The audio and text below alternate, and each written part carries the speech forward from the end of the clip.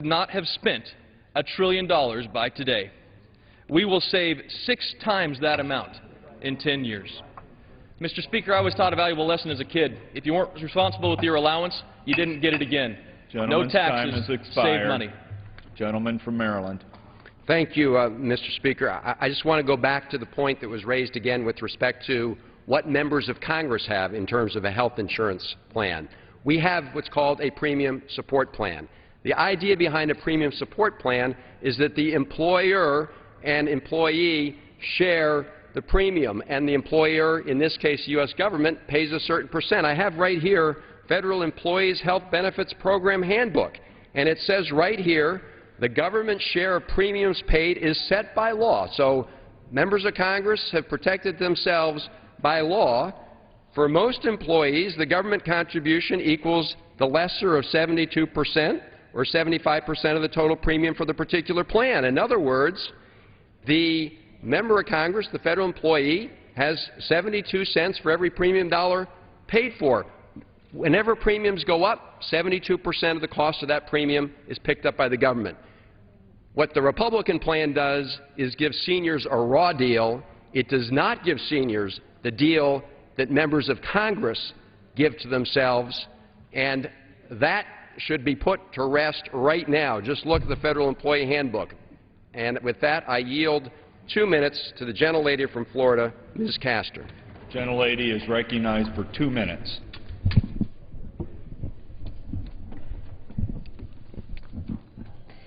Mr. Speaker, the vote on the Republican budget is one of the most important votes that I will cast and my colleagues will cast as a member of Congress.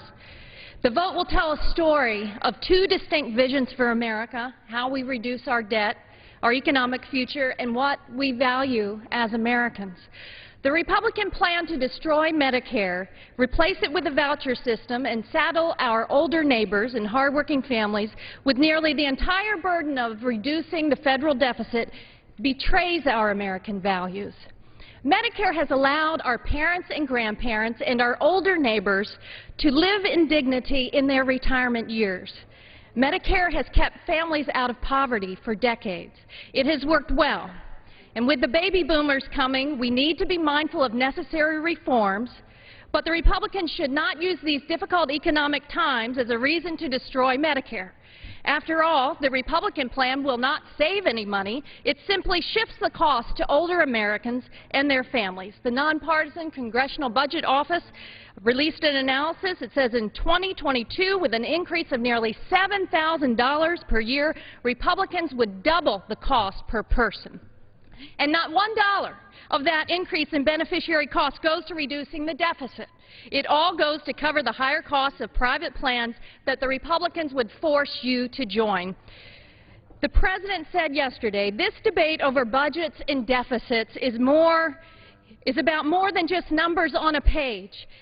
It's about the kind of future that we want. It's about the kind of country we believe in, and I agree. Measure of security and dignity. He said that we recognize no matter how responsibly we live our lives, hard times or bad luck or a crippling illness or a layoff may strike any one of us. There but for the grace of God go I. And let me say, back home in Florida, under this Republican plan to end Medicare, life will be very different. We need to reject this pessimistic Republican plan. On this most important vote, I urge my colleagues to save Medicare and keep the promise of health security and dignity for older Americans. Gentlelady's time has expired. The gentleman from Wisconsin. Mr. Chairman, I'd like to yield myself 2 minutes, and I wish I could have that chart, Save Medicare. I guess the page is going to take it away. Let me say a couple things. Let's look at current law that was passed here not too long ago, the President's health care law. We've all done town hall meetings where people have said, why do you keep raiding the Social Security Trust Fund? Stop the raid of Social Security. We agree that was wrong. We shouldn't have done it. Now we're out of surpluses. Well, guess what? The current health care law raids Medicare. The current President's health care law takes $682 billion out of Medicare to spend on the Obamacare entitlement. We're ending the raid of Medicare. We're making sure those savings go to making Medicare solvent. It only gets you to 2021. And more to the point, Mr. Chairman, we believe that seniors should be in charge. We believe that the best way to make Medicare better is to give seniors more choices. Give them the ability to make choices and have providers compete against each other for their business. Here's the difference. The President wants 15 people to make the choices in Medicare. We say let 40 million seniors have choice, have power, and have those providers compete against each other for their business so they're in charge of their Medicare. The President, the law today, have him appoint 15 people to ration Medicare, and Congress can't even do a thing about it. Their decisions go right into law.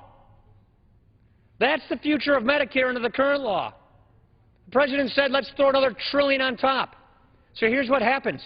When the President's coming up with the need for more savings, what does he do?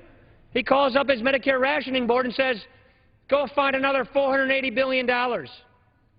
That is not the future we want for Medicare. There's a difference between us. We don't want to have government ration health care. We want people to be in charge of their own health care.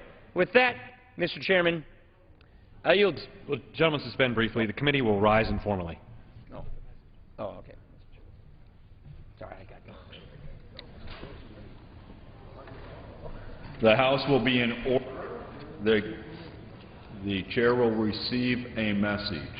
Mr. Speaker, a message from the Senate. Mr. Speaker, Madam Secretary. I have been directed by the Senate to inform the House that the Senate has failed to agree to H. Conres 35 and H. Conres 36, concurrent resolutions directing the Clerk of the House of Representatives to make a correction in the enrollment of H.R. 1473. The committee will resume its sitting.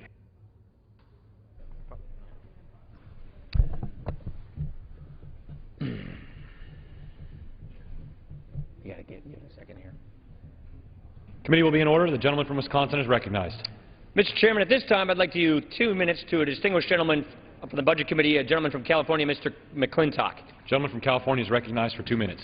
I thank the gentleman for yielding, and I thank him for his heroic work on this issue. Mr. Chairman, history walks with us as we debate this budget. History offers us not a single example of a nation that has ever spent and borrowed and taxed its way to prosperity, not one. But it offers us many, many examples of nations that have spent and borrowed and taxed their way to economic ruin and bankruptcy. And history is screaming this warning at us that nations that bankrupt themselves aren't around very long, because before you can provide for the common defense and promote the general welfare, you have to be able to pay for it. And the ability of our nation to do so is now in grave danger. Yesterday, the President attacked this budget because he says it lowers taxes on the rich while raising Medicare costs for seniors. Well, in fact, this budget ends many of the loopholes that have allowed some of the wealthy to pay less than their fair share of taxes, while it lowers the overall rate for those who have paid more. And since 82% of small business income is affected, economists tell us that the tax relief provided by this plan will produce 1 million new jobs next year. I say to the gentleman from Maryland, that's the healthy way to produce new revenue. The President apparently believes that by taking more money from small businesses, somehow they'll create more jobs. That is the economic folly that misguides this administration. As my friends to my left know, Medicare and Medicaid will collapse if we continue business as usual. This budget saves those systems by putting them on a sound financial foundation. It reverses the growing trend of doctors refusing to treat Medicare patients, and it assures future seniors a far wider choice of physicians and plans than is available today. This budget brings federal spending back under control, and it places our nation on a path so that when my children retire, their retirement systems will be safe and secure, and their nation will be debt-free and prosperous. I yield back. Yields back. The gentleman from Wisconsin reserves. The gentleman from Maryland is recognized. Thank you, Mr. Speaker. I remind the gentleman that what we're saying is that the top 2% income earners should go back to the same rates they were paying during the Clinton administration a period of time when the economy was roaring and 20 million jobs were created. When we moved to the current rates for the folks at the very top, we saw at the end of the 8 years, 2000-2008, a loss of over 625,000 private jobs. Let me just say something about this Medicare issue, because what the Republican plan does will result in rationing by income. Let me be clear. Seniors, you will no longer be able to choose to stay in the Medicare program. You've got to go into the private health insurance market. You're going to be given a voucher or premium support, whatever you want to call it, that doesn't keep pace with rising health care costs. That means that the plan you may be able to afford may not cover the very benefits you need, and your doctor certainly may not be on that plan. So you lose your choice of doctor if you can't happen to afford the plan that they're on, or you lose your benefits. This Republican plan is rationing by the insurance industry. And with that, I yield 2 minutes to the gentlelady from Ohio, Ms. Capter. Gentlelady from Ohio is recognized for 2 minutes. Thank you. I thank Congressman Van Hollen for yielding. The best way to balance any budget for our country is to get everyone back to work who wants to work. The President's bipartisan Fiscal Commission also shows any responsible effort requires a balanced approach that addresses both spending and revenues. By contrast, this budget from the Republicans fails the simple test of addressing both programs, program spending as well as tax break spending, and it fails it badly.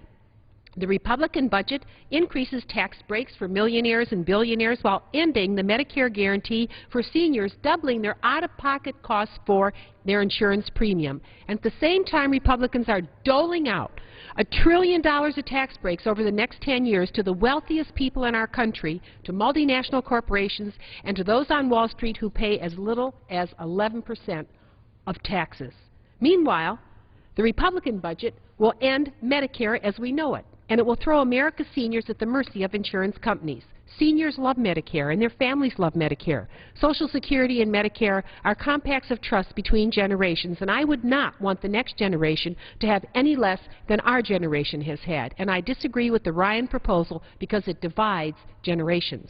The Democratic alternative stands in clear contrast. It reduces the deficit while preserving the social safety net.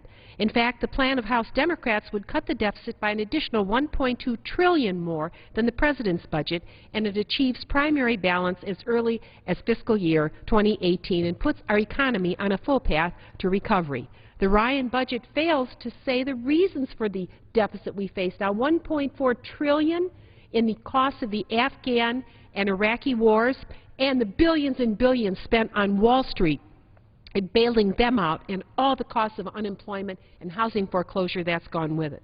The Republican budget gives up on jobs and working Americans and caters mainly to the upper 1%. And frankly, it gives up on America's future. The Ryan budget is the roadmap to ruin. It won't create jobs. In fact, it will cause more job loss. It's a dead-end budget for America, and I ask my colleagues to oppose it. I yield back my remaining time. Gentlelady's time has expired. Gentleman from Maryland reserves. Chair recognizes the gentleman from Wisconsin. Mr. Chairman, I yield myself 30 seconds to simply say, as it's well known, our budget doesn't touch Medicare, change it for people in or near retirement, 55 years old or above. But under the President's plan, if the 15-person board says your doctor can't give you the care he wants to, or your hospital can't do it, then they can't. That's the government doing this, unelected bureaucrats, to current seniors, and we oppose that. With that, Mr. Chairman, I yield 2 minutes to the distinguished gentleman from the distinguished state of Wisconsin, Mr. Ribble. Gentleman from Wisconsin is recognized for 2 minutes. Mr. Chairman, as a member of the House Budget Committee and former small business owner, I rise today in strong support of the Budget Committee's 2012 budget resolution. But I'd like to begin today with a quote from a famous American. Quote, "At what point can we have a serious conversation about Medicare and its long-term liability, or a serious conversation about Social Security, or serious conversation about budget and debt, where we aren't simply trying to position ourselves politically? That's what I'm committed to doing." End quote.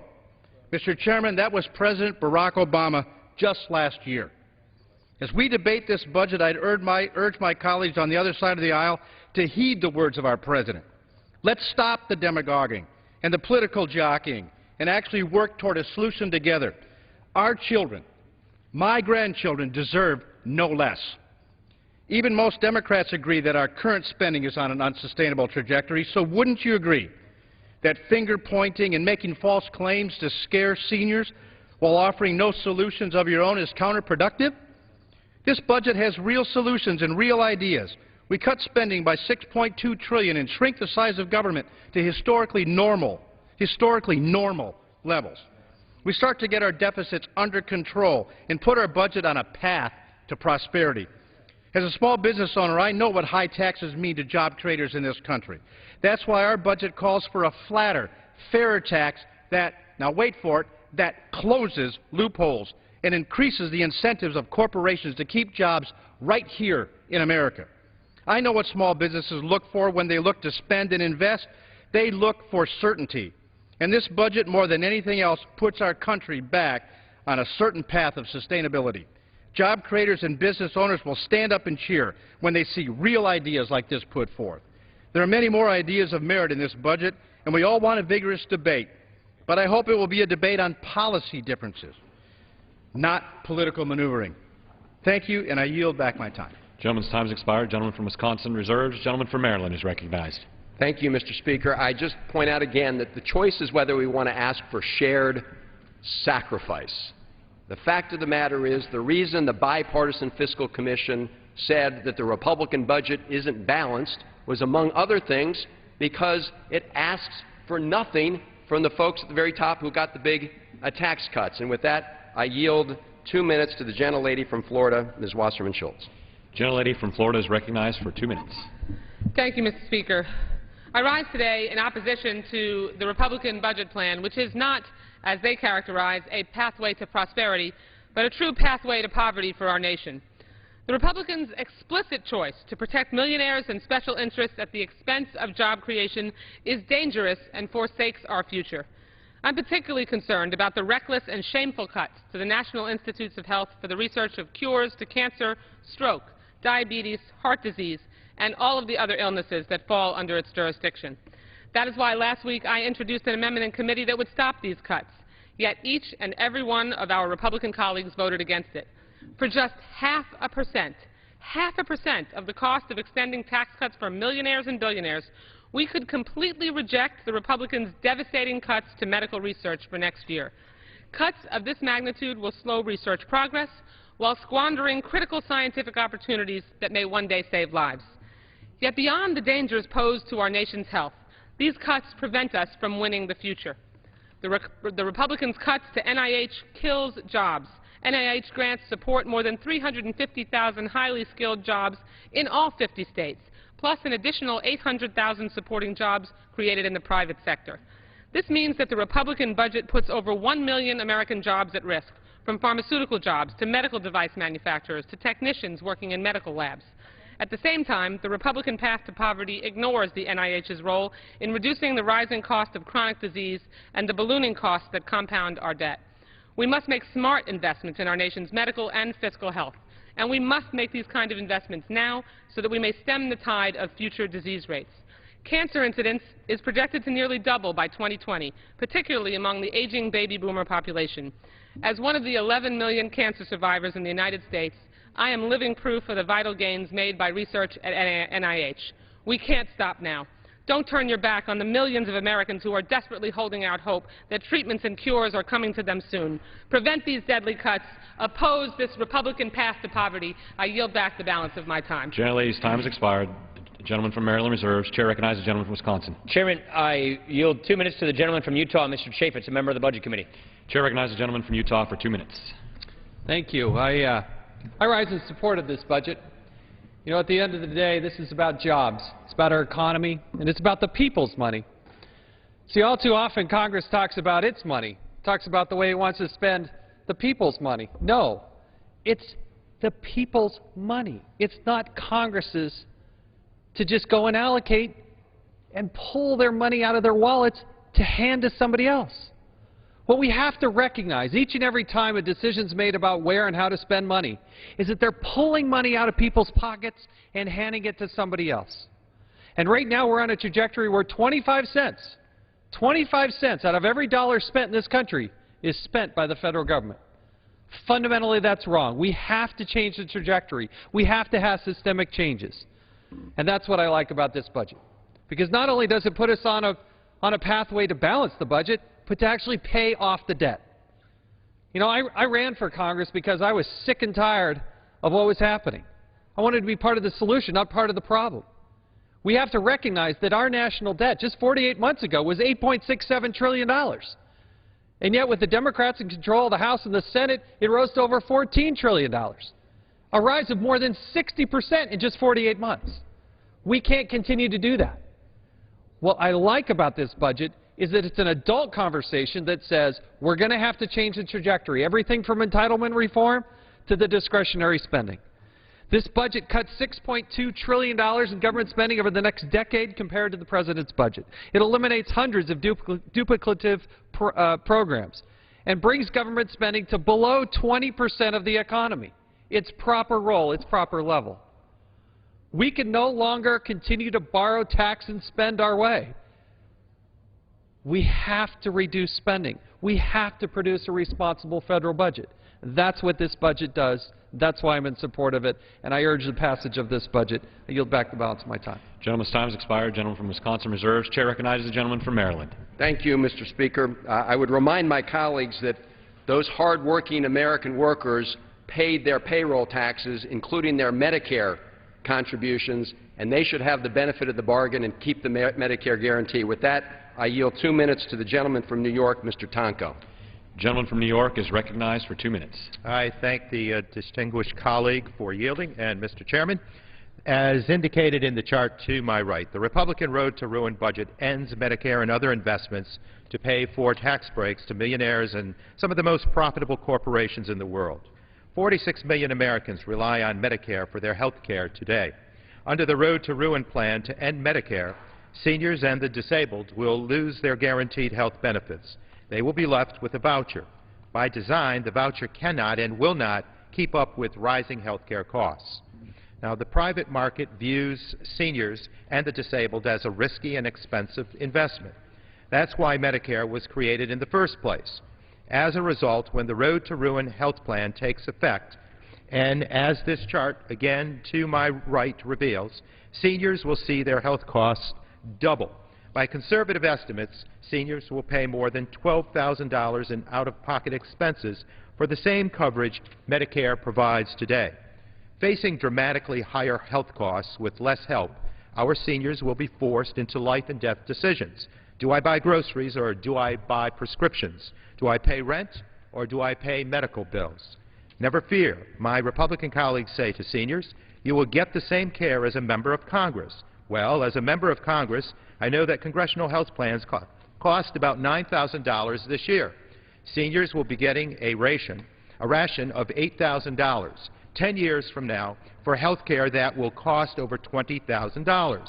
With all due respect, I must say that the Republican talking point that seniors will get the same coverage as a member of Congress is not just political hyperbole. It is a lie. The nonpartisan Congressional Budget Office estimates that seniors will pay 68% of their health costs under the Republican plan. Members of Congress only pay 28% of their premiums. Seniors will pay more than double the share that members of Congress pay and more than double the amount that they pay today under Medicare.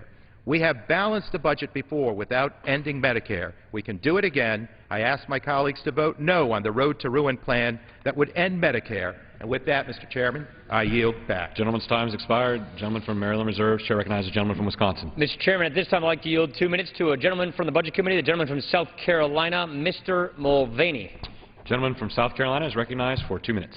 Thank you, Mr. Chairman. For the last several weeks, and my guess is for the next couple of days, we'll be hearing a lot of things from our colleagues across the aisle about the relationship between cutting spending and jobs. They've taken the position from the very beginning that if we cut government spending, we're going to lose jobs. We heard earlier this evening my esteemed colleague from Maryland talk about the Zandy report that suggested that maybe if we cut $60 billion from the budget, as we did in the H.R. 1 a few weeks ago, that would cost us somehow 500,000 jobs. I've seen a similar report suggesting that that same $60 billion cut would shave 2 percentage points off of GDP.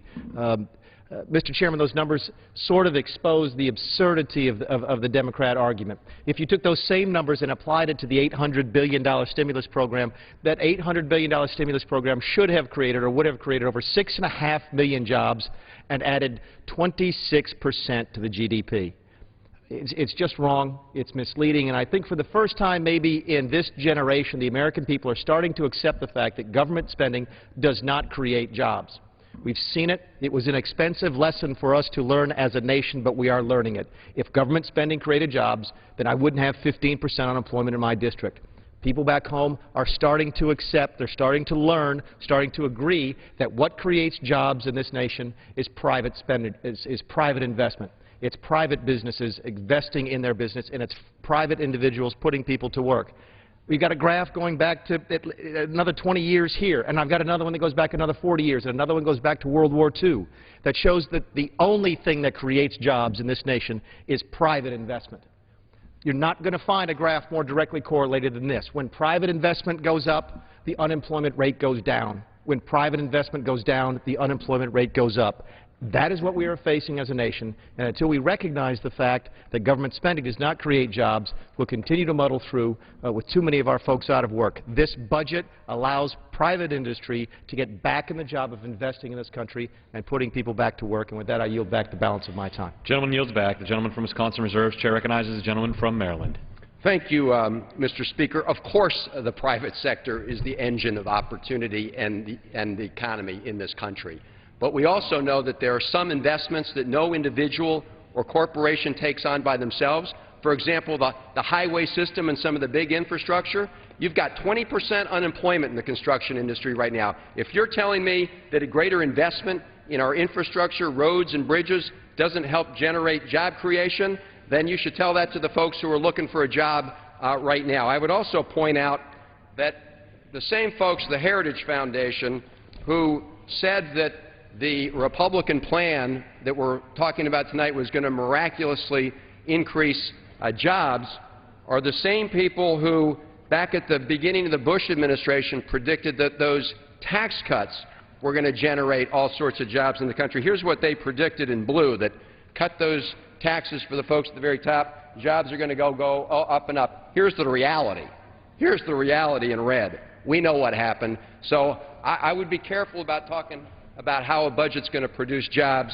We have an alternative budget that has the right balance between cuts and shared sacrifice and will generate jobs. And with that, I yield 2 minutes to the gentlelady from California, Ms. Bass. Gentlelady from California is recognized for 2 minutes. Thank you. Mr. Speaker, on behalf of our seniors, I rise in strong opposition to the Republican budget that ends Medicare. The Republican budget ends the Medicare guarantee in 11 short years. In 11 years, reliable care for our seniors will be replaced with the risky voucher scheme. The Republican plan supposedly generously gives senior citizens a gift, an $8,000 a year voucher. Seniors then must identify an insurance carrier that will take it. This is called choice.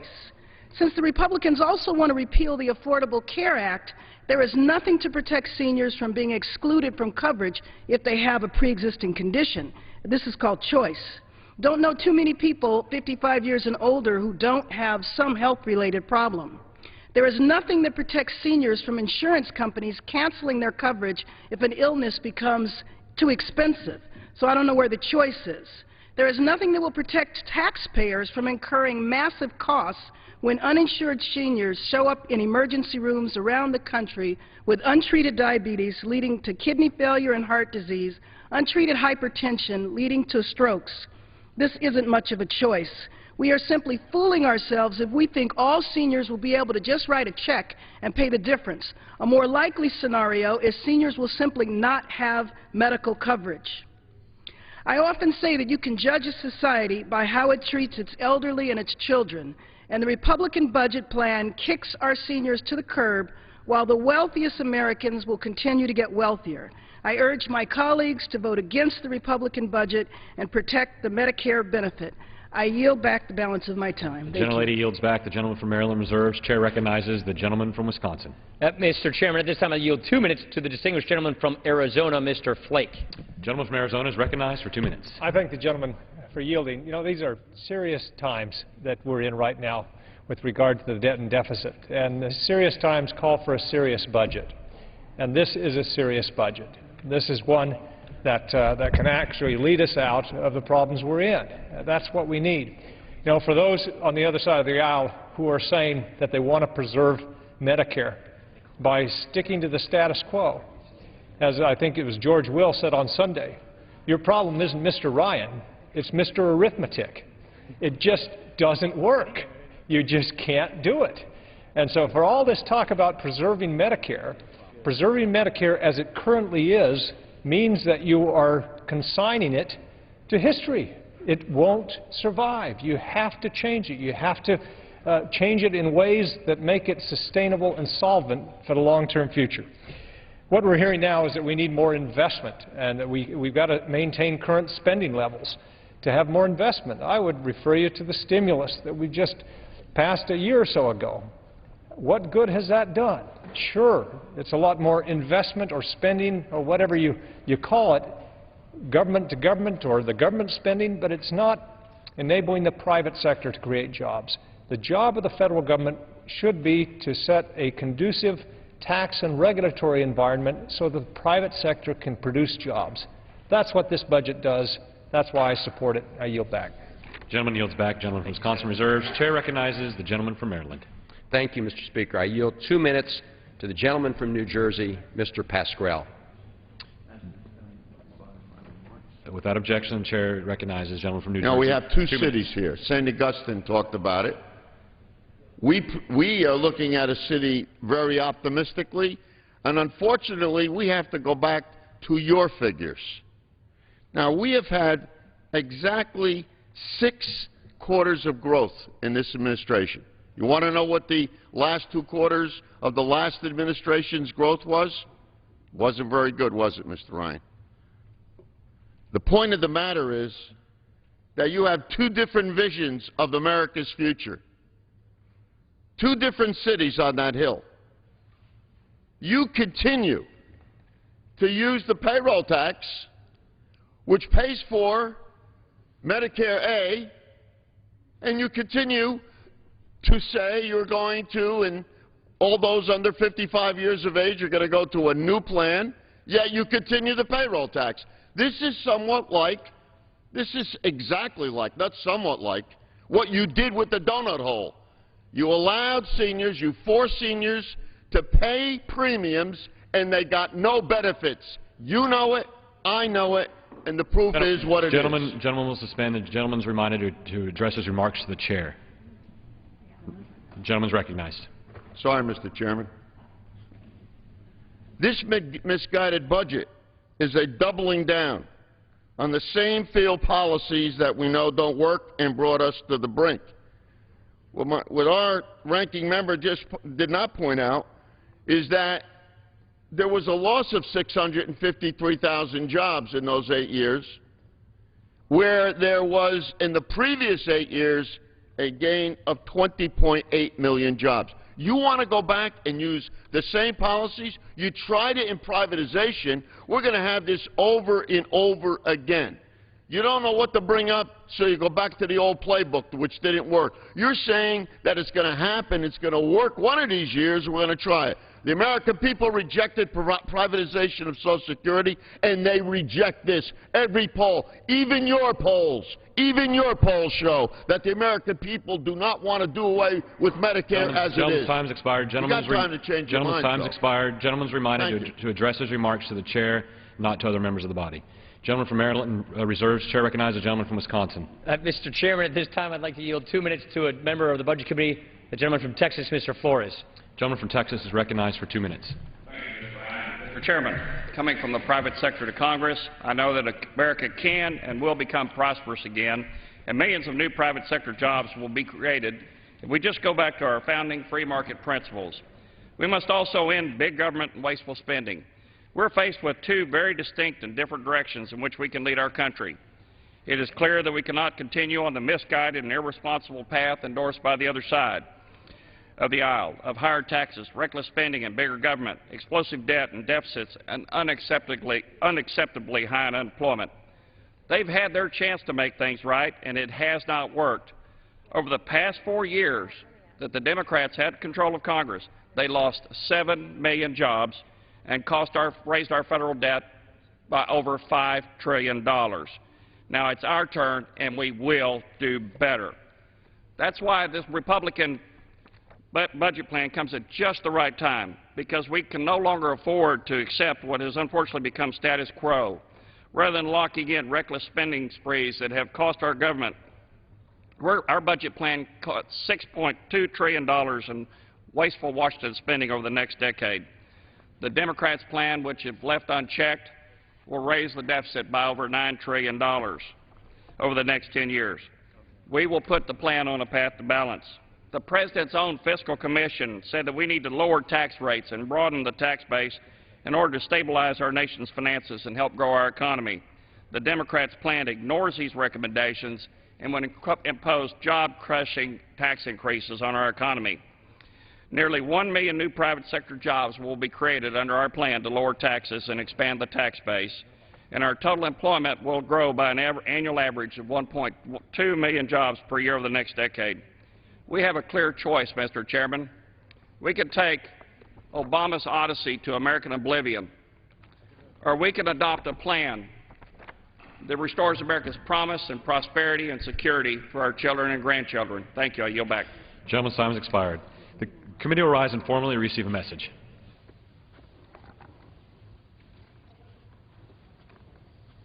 The House will be in order.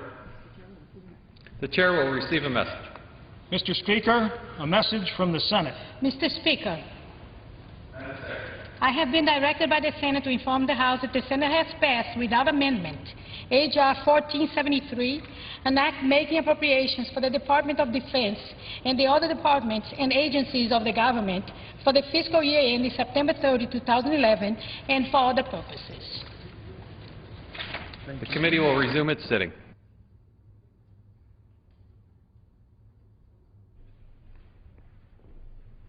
From Wisconsin, reserves. The Chair recognizes the gentleman from Maryland.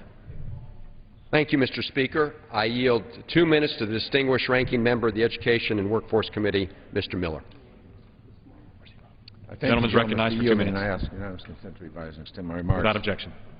Mr. Speaker, we've been hearing for days on how the House Republican budget is courageous and bold, but this budget is neither courageous nor bold.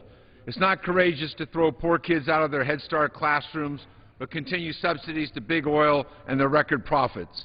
It's not bold to slash Pell Grant scholarships to millions of students and to keep the incentives for companies that ship jobs overseas.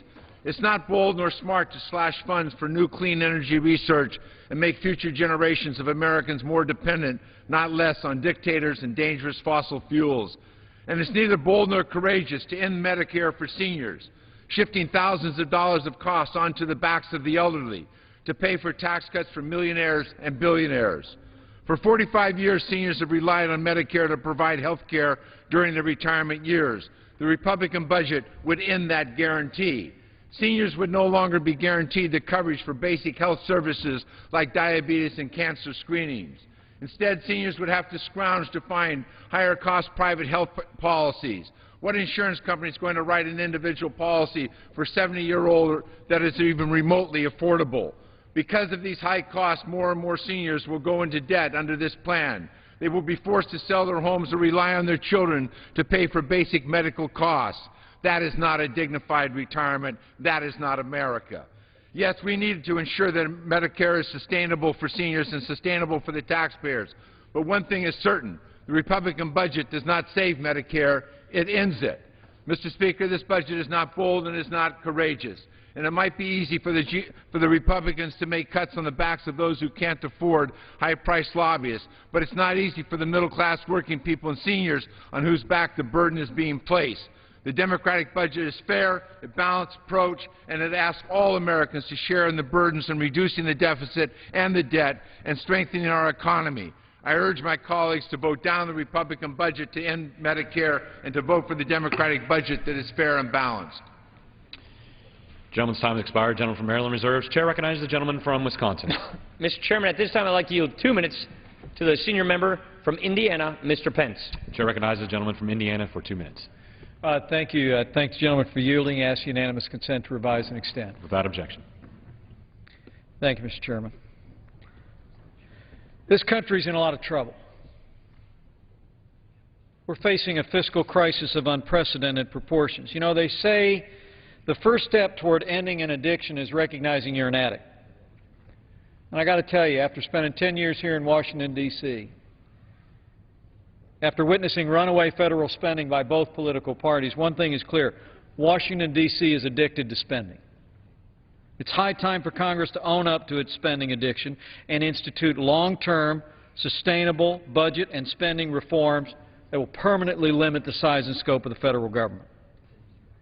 Happily, the budget resolution today, offered by the distinguished Chairman Paul Ryan of the committee, puts our nation back on a pathway toward fiscal solvency and prosperity. This Republican budget represents a bold step toward fiscal responsibility and limited government, cuts $6.2 trillion in spending over the next 10 years, reins in government spending below 20%, includes tax reforms to increase competitiveness for American companies, and it ensures that Medicare will be solvent for future retirees. It even ends the one-size-fits-all approach to Medicaid, giving states more flexibility. It also stands in stark contrast to the President's budget, which includes a $1.6 trillion tax increase on families, small businesses, and family farms, adds $13 trillion to the national debt. This budget resolution renews our commitment to finally forcing Congress to live within our means, and we must succeed in this cause. Because if we fail, the American dream will fail. We will burden our children and our grandchildren with a mountain range of debt, robbing opportunities and prosperity, and leaving, for the first time in American history, the next American generation worse off than the generation that went before. This we must not do. I urge my colleagues to offer strong support for the Ryan budget resolution. Let's put our nation on a pathway toward fiscal solvency and prosperity. Gentleman's time has expired. Gentleman from Wisconsin reserves. Chair recognizes the gentleman from Maryland. Thank you, Mr. Speaker. We do need to reduce the deficit in a predictable, responsible way. That will require spending cuts, and it will also require shared sacrifice. And the reason that the Fiscal Commission said that the Republican plan was unbalanced is they try and do it all one way. History has shown that doesn't work. I yield 2.5 minutes to the gentleman from Ohio, Mr. Ryan. Gentleman from Ohio is recognized for 2 minutes. Thank you, Mr. Chairman. We've heard this afternoon our debt is unsustainable. It's a warning. It's a fiscal crisis of unprecedented proportions. But heaven forbid to try to solve those great problems that our country has right now, the problem that we have, we ask the wealthiest in the country to just pay a few more $1,000. Those people who have seen tremendous gains. You know, cry me a river. And here we have David Stockman, former head of the OMB under Ronald Reagan, talking about the budget being presented by the Republicans. It's simply unrealistic to say that raising revenue isn't part of the solution. It's a measure of how far off the deep end Republicans have gone with this religious catechism about taxes. We're asking for shared sacrifice. You're getting into Medicaid, you're getting into Medicare, you're getting into Pell Grants, but the wealthiest are going to walk away not sacrificing one thing. 3 wars we're in, and we can't ask the wealthiest to pay a few bucks. This ends Medicare, Mr. Chairman. Let's be honest. It ends Medicare.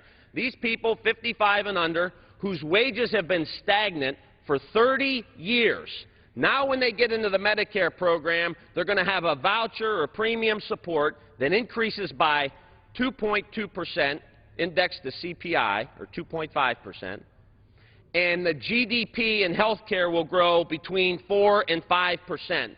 So every single year that this person that's 55 is in Medicare, they will lose 2 to 3% ground in being able to pay for their own health care. We need to go back and remember why Medicare started in the first place.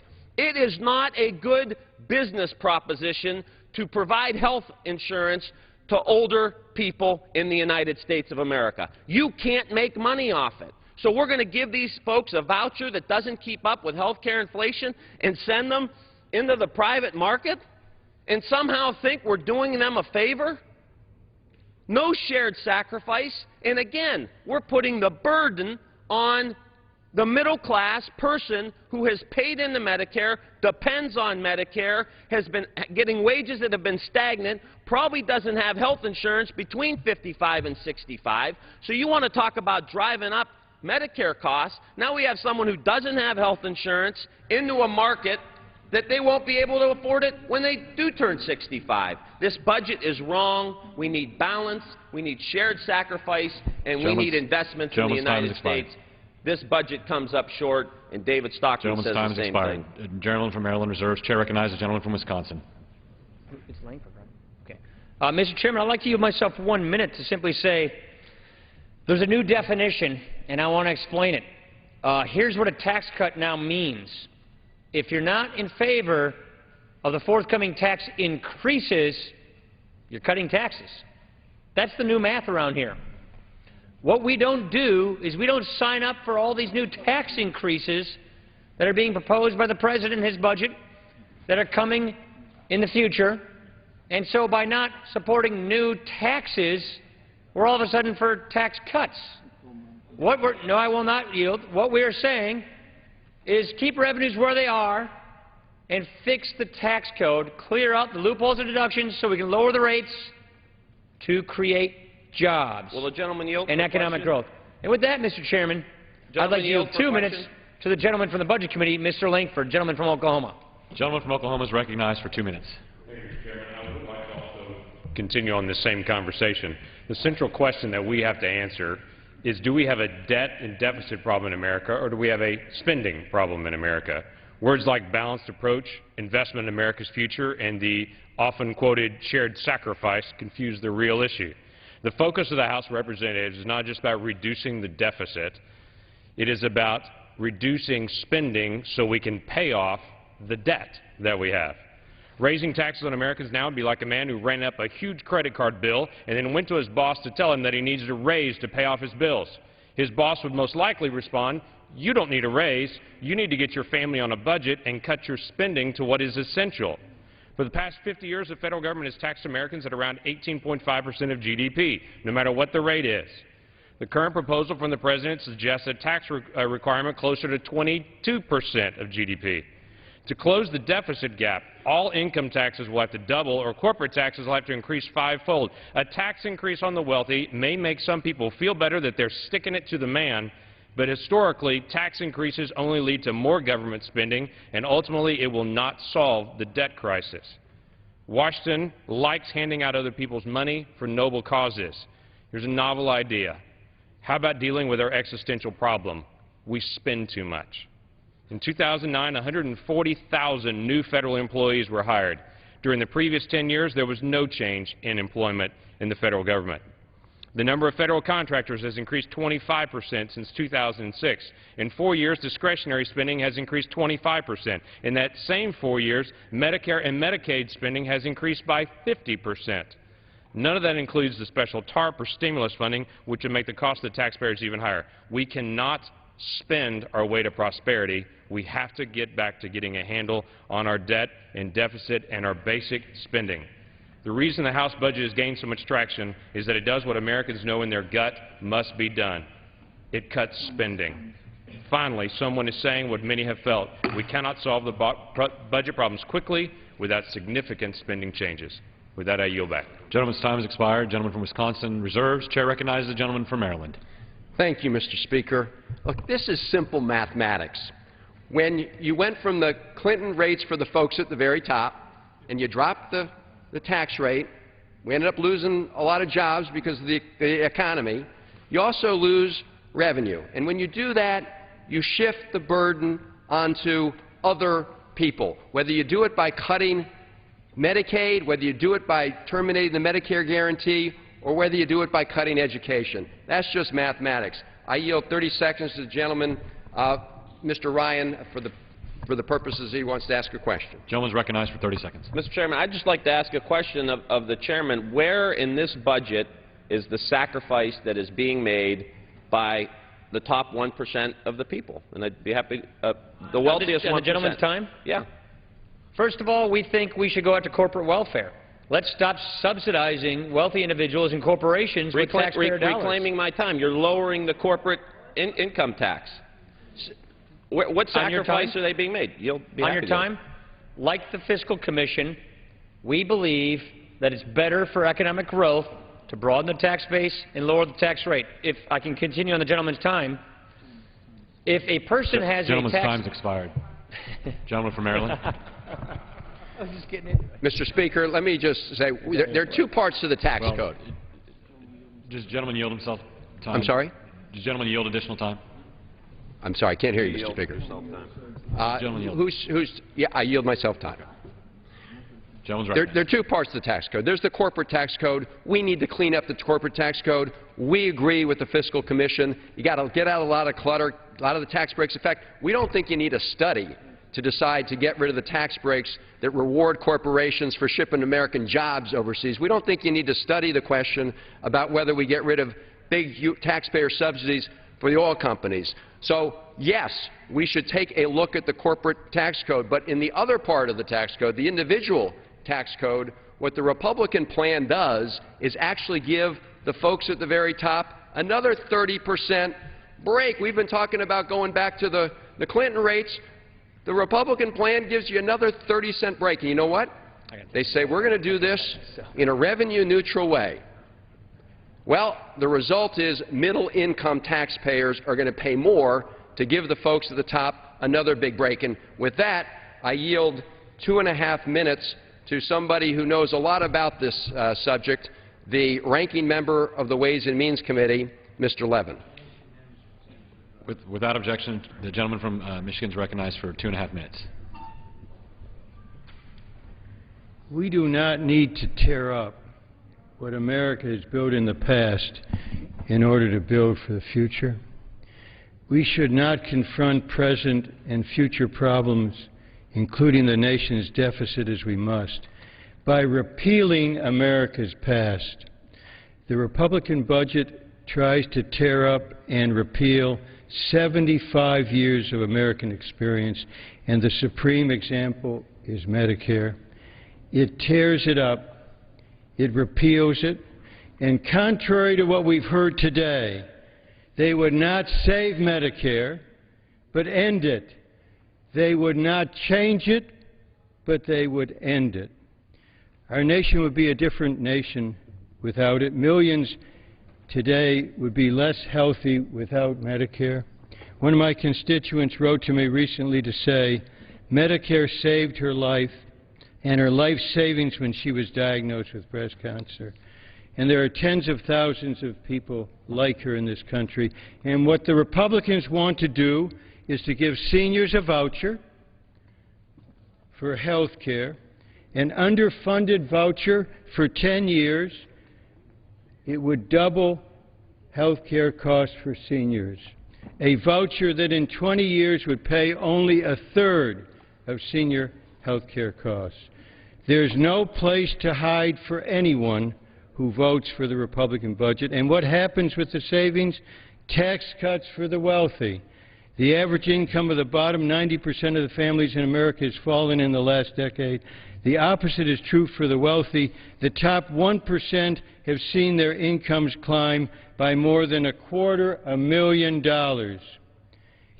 If what we have built in our nation needs to be adjusted, fix it. Don't destroy it. We must address the deficit without deepening deficits in availability for our citizens of jobs, health care, and education. The choice today could not be more decisive. A vote against the Republican budget is a vote for basic American values. Vote no. I yield back. Gentleman yields back. The gentleman from Maryland reserves. Chair recognizes the gentleman from Wisconsin. Mr. Chairman, at this time I'd like to yield 2 minutes to the gentlelady from the Budget and Ways and Means Committee, the gentlelady from Tennessee, Ms. Black. Gentlelady from Tennessee is recognized for 2 minutes. Thank you, Mr. Speaker. And I stand here today as a proud member of the Budget Committee, supporting our Path to Prosperity budget that was introduced on time and takes real steps to get the country's finances back on track, focusing on real economic growth and job creation. Lately, we have heard a lot of demagoguery and scare tactics about this budget, and first it came from the other side of the aisle, and then yesterday we heard those same remarks by the President. But my constituents don't want to hear the same old partisan attacks and rhetoric. They want Washington to tell them the truth. The truth is this about our budget. Number one, it's a jobs budget. In the first year, this budget creates 1 million new jobs. Number two, it cuts $6.2 trillion in government spending. Number three, it eliminates duplicative government programs. Number four, it preserves Medicare for the next generation. Number five, it puts caps on spending for the coming year and the next decade. And number six, it takes us on a path to pay down our debt. Now, House Republicans are working to get this country back on track on a sound financial footing. And I'm proud to be here today as part of the Republican majority that will lead where the President has failed and restore America's future growth and prosperity. Thank you, and I yield back my time. Gentlelady yields back. The gentleman from Wisconsin reserves. The chair recognizes the gentleman from Maryland. Thank you, Mr. Speaker. I yield 2 minutes to the distinguished ranking member of the Small Business Committee, Ms. Velasquez. Without objection, the gentlelady is recognized for 2 minutes. Thank you, Mr. Chairman. Mr. Chairman, I rise in strong opposition to this ill-conceived, mean-spirited Republican budget. Mr. Chairman, all of us recognize the need to reduce the deficit, but it must be done responsibly. This budget fails that test, cutting services we need in favor of tax breaks for the wealthy. For New Yorkers, these cuts will be particularly unfair. $10 billion will be taken from low-income housing programs. Rental assistance will be reduced, making it harder for New Yorkers to find affordable apartments. This at a time when we are facing the worst housing crisis ever. Housing is just one area where this budget fails our country. With Medicaid spending reduced by $735 billion, millions of Americans will find it harder to afford health care. Instead of tackling rising health care costs, this budget ends Medicare as we know it. Medicare is a promise to America's seniors. Whether we honor that promise defines us as a nation. Just as seniors will face tough times, this budget will visit hardship on young people. Head Start, child care, and nutritional assistance for low-income families will be squeezed. 26,000 college students from New York's 12th Congressional District will see tuition assistance reduced, putting college education out of reach. Beyond slashing social services, this budget undermines our economic recovery. Small business lending will drop by $3 billion, depriving 5,000 firms of capital they need to create jobs. If this is the way we're going to create jobs in this country, 12,000 entrepreneurs and 9,000 veterans, those coming back from Afghanistan and Iraq, will lose business counseling services that help them launch or expand their businesses. Mr. Speaker, Mr. Chairman, we need a serious, thoughtful discussion about how to cut spending. Vote no against this bill. Gentlelady's time has expired. Gentleman from Maryland reserves. Chair recognizes the gentleman from Wisconsin. Mr. Chairman, at this time I'd like to yield 1 minute to the gentleman from California, member of the Ways and Means Committee and former member of the Budget Committee, Mr. Nunes. Gentleman from California is recognized for 1 minute. Thank you, Mr. Chairman. Mr. Chairman, this budget stops and tracks the efforts of Democratic leaders to trap the American people on a high-speed train trip with the false promise of green jobs. This is a trip, a one-way ticket to bankruptcy. However, if you support the Ryan budget, you will help this government recover from a debilitating and life-threatening illness that started when our leaders threw out the American way of life in favor of a left-wing agenda. Let's be clear. We have two choices. We can look forward and pave a path to economic prosperity, or we can become the world's most heavily taxed nation in a dangerous zone of bankruptcy. Mr. Chairman, throughout modern history, socialists have been searching for the last exit to utopia of big government collectivism. Unfortunately for the socialist utopians in this town that support President Obama's spending plan, this last exit to utopia will remain a mystery, a relic of 1960s radicals. Now I yield back. Time has expired. Gentleman from Wisconsin reserves. Chair recognizes